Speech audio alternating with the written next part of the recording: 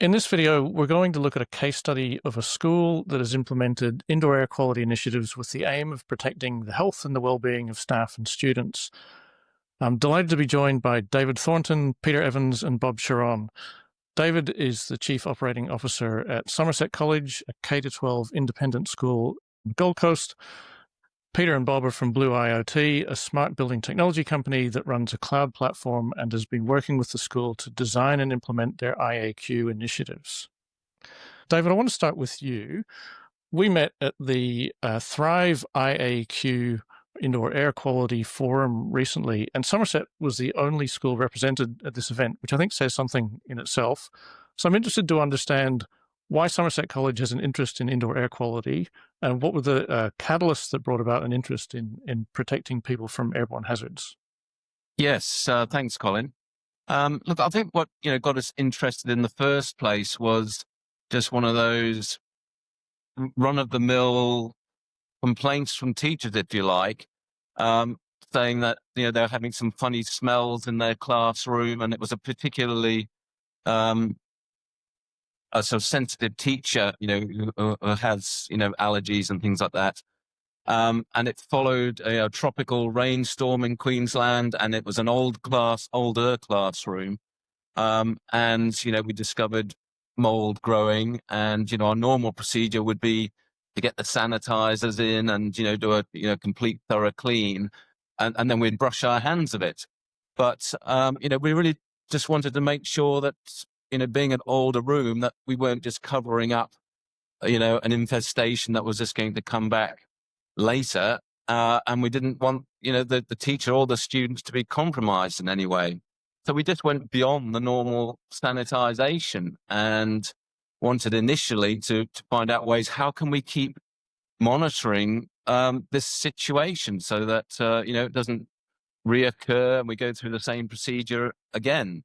And that's what sort of introduced us very basically to the world of sensors, and being able to start measuring things on live, and have a dashboard, and to be able to prove to teachers and students that something was being done. And we're a very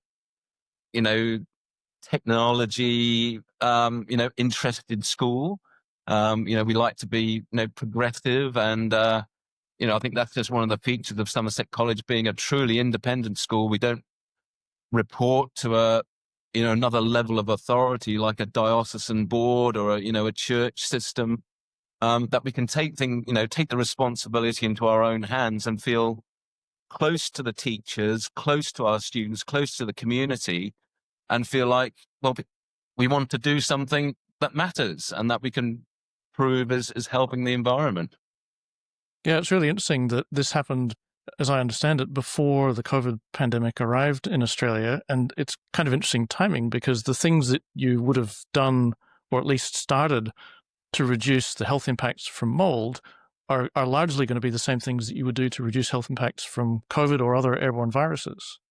Yes, exactly right. I mean, the timing couldn't be more fortuitous in that sense, in that I'd already had a leg up into this world of indoor air quality.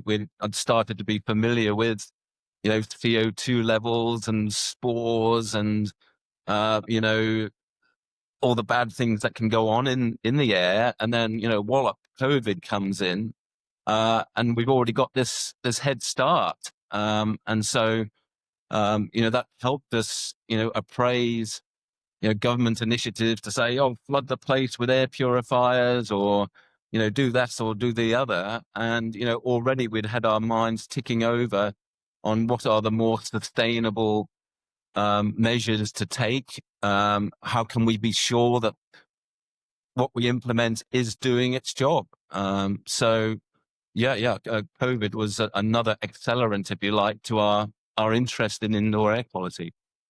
Yeah, and I know you started this process looking at one classroom that had a mold problem. Can you just talk briefly about what this now looks like across the entire school, in terms of, in broad terms, the number of spaces that you've had to assess, and what kind of initiatives you've had to put in place to improve indoor air quality in each of the different types of spaces you have?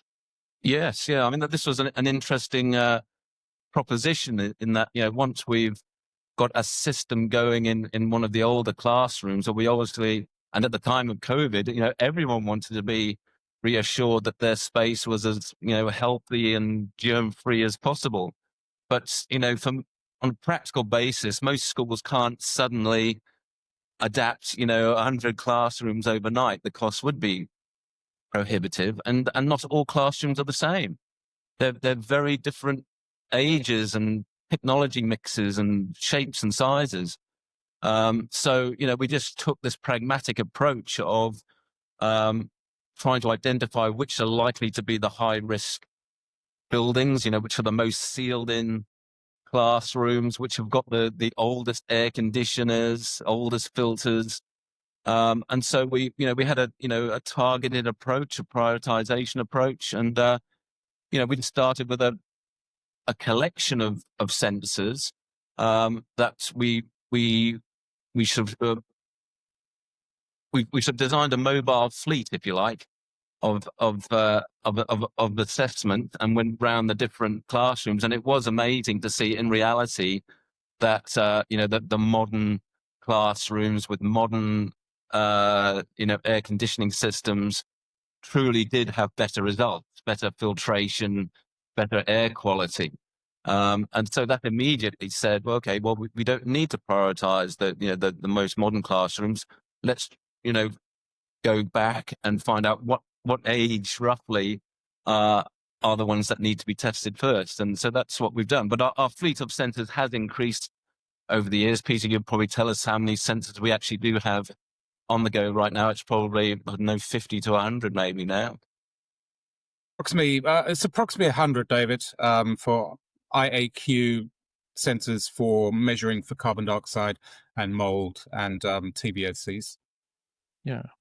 And at a high level, or maybe before we talk about what you've learned from those sensors, what percentage of the school buildings are naturally ventilated versus mechanically ventilated? Because as you said, the more modern ones tend to have HVAC systems that hopefully can do a decent job. Yeah. Well, I mean, I'd say all our classrooms have some age of, air conditioning at least. Yeah. So from that point of view, they all have some sort of, mechanical, electronic air conditioning.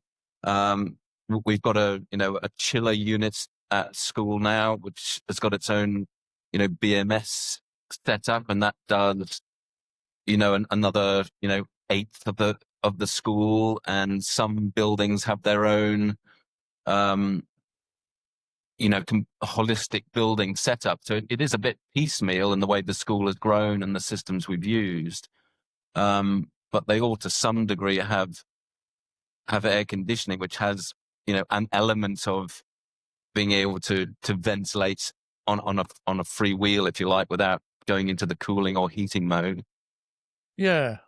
That's an interesting one, because I know, having spoken to lots of schools, there seems to be this misconception that air conditioning systems all bring in fresh air. And of course, if you look at a split system air conditioning unit, the classic cassette style thing that sits on the wall, they don't bring in fresh air. And I've received CO2 charts from many concerned teachers and parents, and even some school leaders saying, here's a CO2 chart from a particular classroom, and it might be 2 or 3, or in some cases 4 or 5,000 parts per million CO2, which actually means that it's extremely badly ventilated. But they're kind of relying, unfortunately, on this misconception that says, but the air conditioning's been running all day, right? Yes, But all it's doing in many cases is recirculating the same air.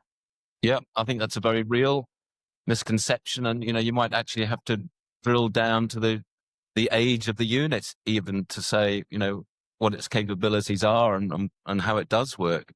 I'm not, Peter or Bob, you might be able to say what some of the most recent split systems, whether they are capable of introducing fresh air. But, I know a lot of our buildings, even though they've got older systems, do have the capability of just switching to a fresh air mode without heating or cooling.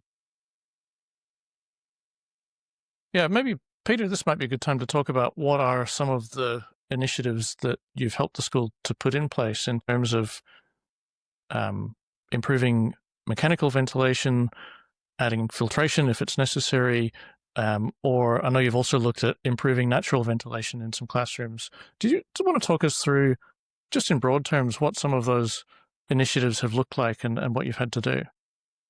Absolutely. Well, going on from the initial moldy classroom, we kind of stumbled over the high CO2 levels, not all the time, but some of the time. I mean, we've now kind of advanced this now with the aid of QUT Thrive, where we've created what we've called a living lab. But the sensors picked up on high carbon dioxide levels. And what does that mean?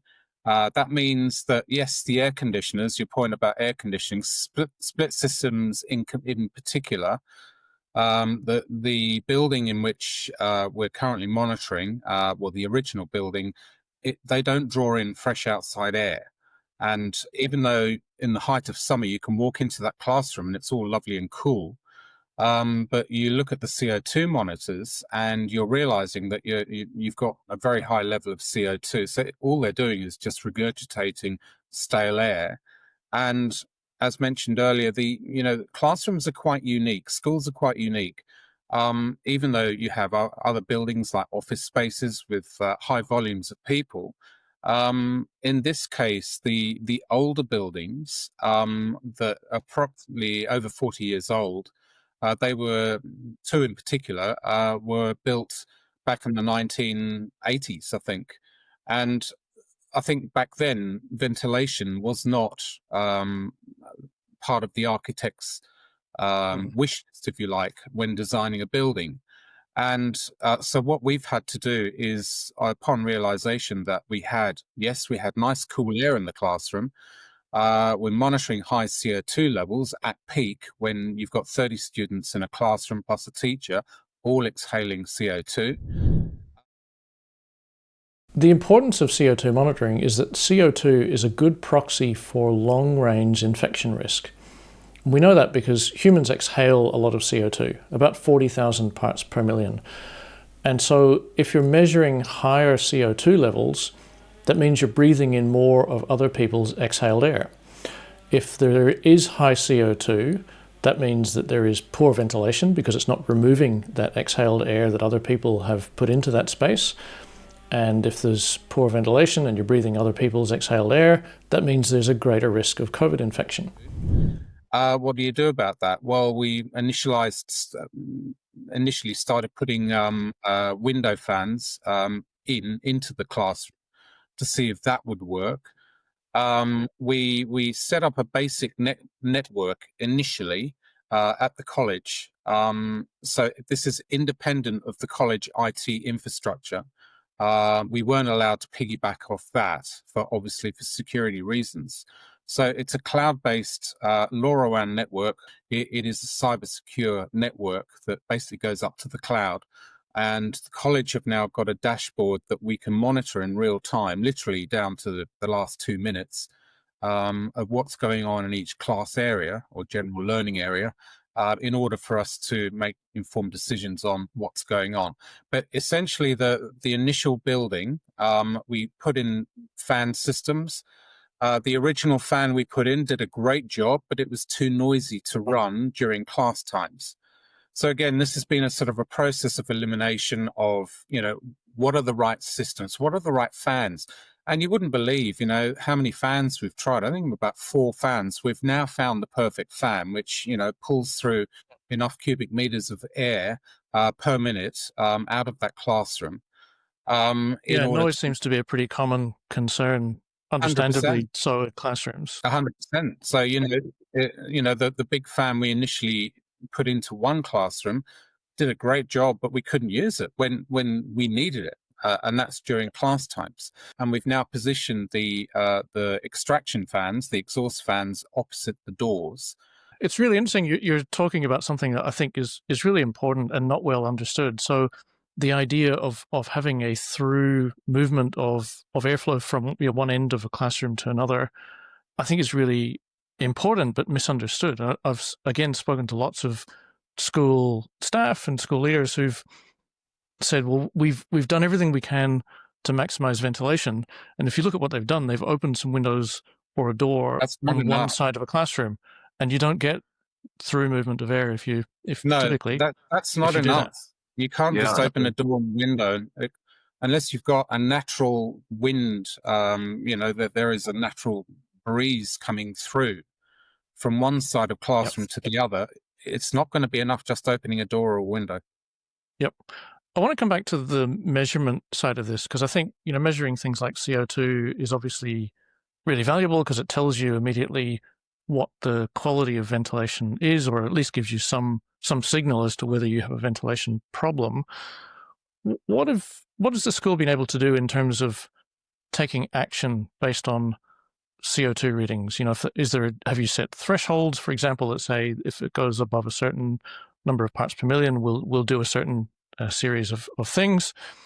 Again, if I look at my interactions with some schools, I see this it's a fundamental challenge where some schools have measured CO2 and they said, oh, it goes really high, but then they don't take action, either because they don't know what the right action is, or because they say, well, we don't really understand the issues sufficiently, and therefore, we've got 3,000 or 4,000 ppm of CO2, but that's just what it is. This is one of those classrooms that's hard to get the CO2 levels down. Yeah, well, that's right, and this is where the link with the research is so vital to say, well, what does 3,000 or 4,000 parts per million mean to an individual, to a child, to a teacher?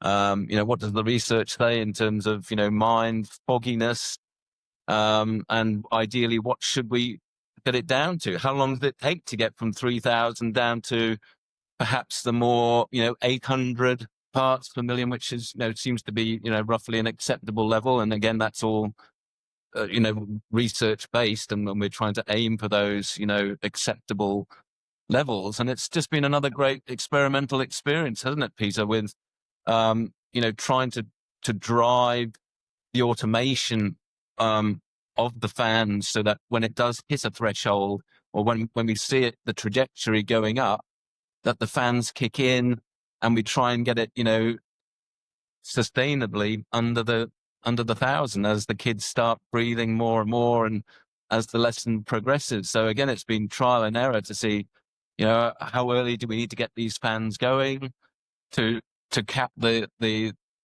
CO2 levels. And that's been a fascinating experience. So I think combine the research combined with the mechanics has been very much playing off each other. Yeah, and I guess an important point, if I'm understanding right, one of the really key features of the systems you put in place is that they're largely automated. And I think that's really important because, if we rely on teachers or school staff generally to have to think about indoor air quality and take actions like turning fans on or off, or various other things, that's really not very achievable. That would be my It's not their take on it. job. Their job is to teach, and they can't worry about building management systems and fan systems and lighting and all of that. Their job is to focus on teaching, not worrying about whether or not their CO2 levels are high or not. That's the facilities management team's job. At the end of the day, if we want to be really optimal in these decisions, we don't want to just open every window and then lose all the cool air. At the end of the day, we don't want to see money flying out the window. We want to encourage ventilation, but let's just try and refine it optimally so that we've got the optimal cooling, the optimal ventilation, and the optimal CO2. And yes, there's going to be trade-offs, but at least you're not overspending because of just guesswork. And that's where the automation comes in that, you just haven't got a teacher opening the window. We can now monitor that windows are closed by sensors again. And this is what, if we want to talk about the Living Lab later on, we've now got these particular classrooms so highly censored and measured that we are now driving for this theoretical trade-off and optimization across the different measures we can take. Yeah, I want to come back to that Living Lab proposition because I think it's really interesting. But you mentioned something that I think's important to pick up on, and that's around the cost. So for every school, there's an imperative to minimize expenditure on things where, you certainly don't want to be using more electricity than you need to. So can you give us a sense of, I know this has been a multi-year initiative for the school, but can you give us a sense of what this has looked like in terms of the school investing in this as part of its building infrastructure? And the reason I'm interested in this is I think cost is certainly a perceived barrier for many schools. And I think in reality, for some schools, it's a real barrier. But I'm interested in particular to see what things you've been able to do at Somerset College that have not been, multi-million-dollar projects, but have been affordable and that other schools might learn from and be able to say, well, there's something that we can do, even with a budget constraint that's very real. Yeah. Well, I think in hindsight now, and if we were to sort of expand this concept, of measurement to other schools that don't have a lot of resources, there are lots of ways now of sort of saving money compared to what we did. I mean, other schools might be able to piggyback, for instance, off their school Wi-Fi, and we've deliberately recreated another network, this LoRaWAN network. Not that it was hugely expensive to implement, because we set up these sort of antennas in our sort of test areas to start with before we covered the whole campus. But we did this to absolutely make sure we weren't interfering with current school Wi-Fi's. But now the technology's moved on, and perhaps other schools can piggyback already on their existing network. And then the whole sensor situation. Well, the price of sensors has come down dramatically over the years. The quality's gone up. They can measure more. And as I've said, in our experience, you could just start off with a mobile collection of sensors and go around your classrooms and decide which classrooms are the ones where you do need some permanent feedback from. Sure, and I've seen lots of classrooms where there's one of these or similar, a little portable CO2 monitor, and even though they're not necessarily connected, although this one can be, it's pretty good as a start to be able to say, oh, okay, obviously this classroom needs something done to address the ventilation. Yes, that's absolutely right. Yeah, you can start. I think it's one of those ones you can scale as little or as high as you want to, and there's different systems, different technologies, different amounts of investment that can get you to a very good place.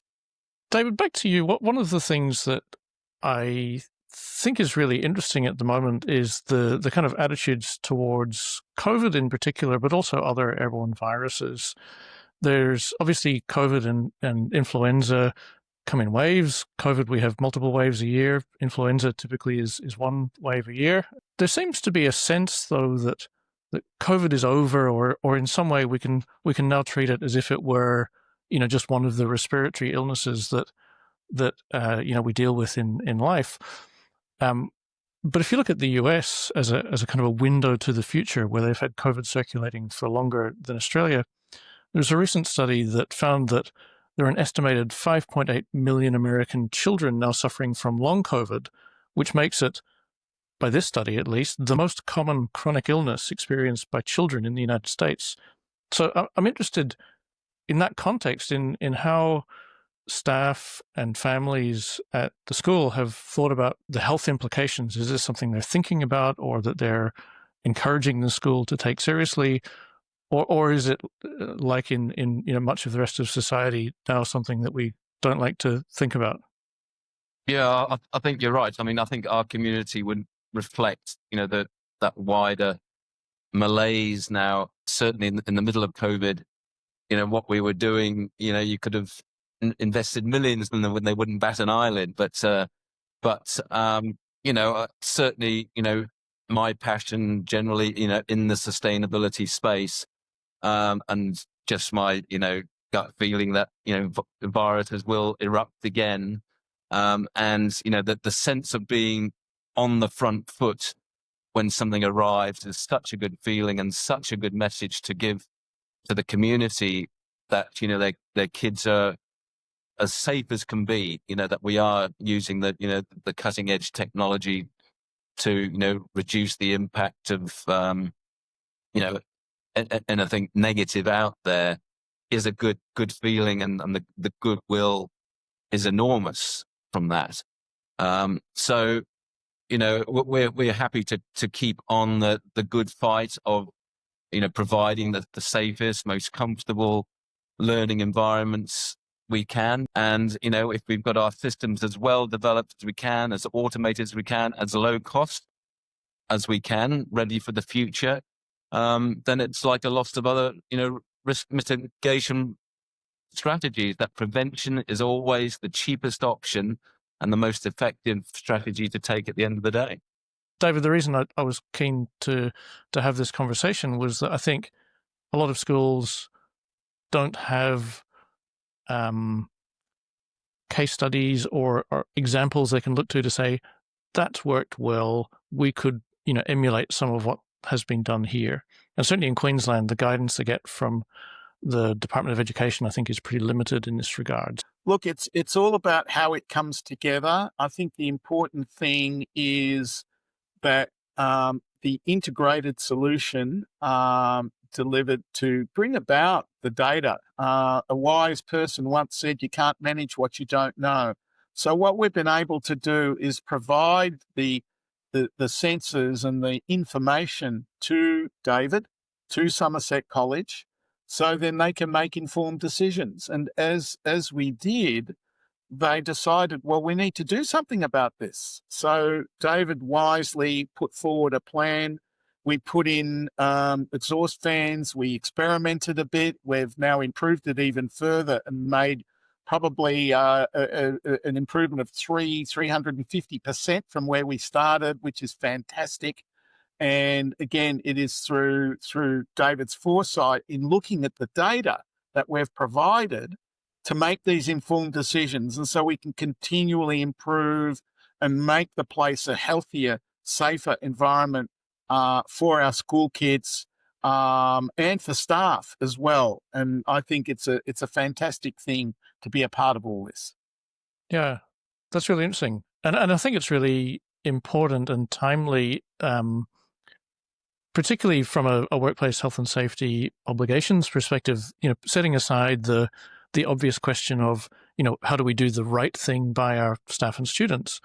There's also, you might have seen recently, Safe Work Australia released a draft code of practice for managing biological hazards in workplaces. And, biological hazards would include things like airborne viruses, COVID, flu, mold, spores, many other hazards.